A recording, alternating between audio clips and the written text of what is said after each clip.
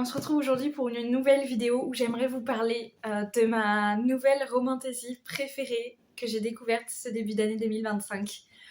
Il s'agit de la trilogie des glaces de Stacy McEwen, publiée chez Olympe, avec le tome 1 Glace et le tome 2 Gouffre, aussi connu en anglais sous le nom de Ledge, qui a été beaucoup promu par la booktubeuse Nina Quill, et j'ai bien fait de l'écouter. Dans cette fantasy, on va suivre Downsin qui vit dans le village de la Pointe, un village d'humains qui sont en fait coincés tout en haut d'une montagne, sauf que cette montagne, elle est coupée en deux par un gouffre qui sépare donc la Pointe, le village des humains, et Glacia, le royaume des glaciens, qui sont des créatures fantastiques, très arrogantes, très méchantes, avec des griffes, des serres et des grandes ailes blanches. J'ai trouvé ça super original parce que du coup ça change des faées un peu qui ont justement souvent des ailes de chauve-souris noires, mais là elles sont blanches et ils sont même tous très blancs. Sauf que dans ce royaume de Glacia, il y a aussi ce qu'on appelle des sans-mêlés qui sont à moitié glaciens et à moitié humains. On va suivre donc Downsin qui va faire partie de la sélection. Donc en fait la Pointe c'est un peu comme la garnison des glaciens. À peu près chaque saison, ils viennent faire une sélection où ils viennent choper des humains, les amener à Glacia et en faire leurs esclaves. Et donc Downsin va faire partie d'une des sélections. C'est une héroïne qui est vraiment très forte, qui a un fort caractère et j'ai vraiment adoré.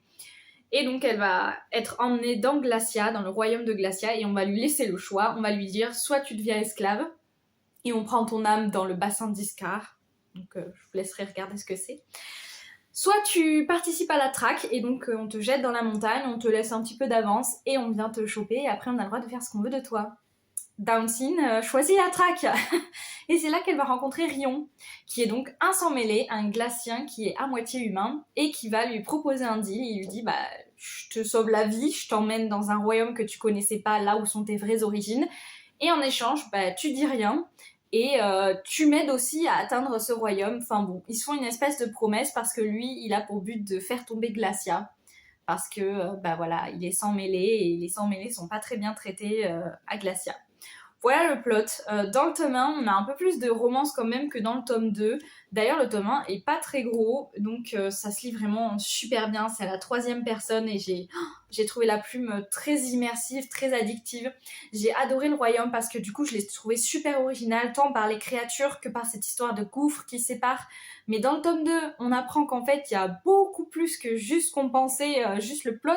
L'univers est hyper vaste, il y a plein de choses, il y a un peu de magie aussi, notamment qui est exploitée surtout dans le tome 2 du coup Gouffre. Le tome 2 du coup est vraiment beaucoup plus gros, mais c'est parce que l'univers est beaucoup plus exploité, la psychologie des personnages, les liens, on est sur un vrai fan family dans cette saga et j'ai vraiment adoré. Alors aussi je tiens à préciser qu'il y a un peu plus de scènes de smut, de spicy dans ce tome 1 que dans le tome 2, mais la tension dans le tome 2, et très honnêtement, je vous conseille d'avoir le tome 2 quand vous commencez le tome 1, parce qu'il y a un truc à la fin horrible, et vous serez forcé de vouloir absolument lire le tome 2. Personnellement, je les ai enchaînés, ça m'arrive très rarement d'enchaîner des tomes de saga, mais là, je suis tellement tombée amoureuse des personnages principaux comme secondaires que j'avais vraiment envie de rester dans cet univers à la fois polaire et à la fois du coup dans le royaume qu'on découvre après. C'est un peu moins polaire, mais il y a toujours cette forêt, cette rivière. On est quand même toujours dans une ambiance très hivernale, donc forcément je vous la conseille en hiver, mais je pense que vous pouvez la lire quand même à peu près à toute saison. Il y avait un petit peu d'humour, il y avait un univers très bien construit, très bien développé, comme je dis, surtout dans le tome 2.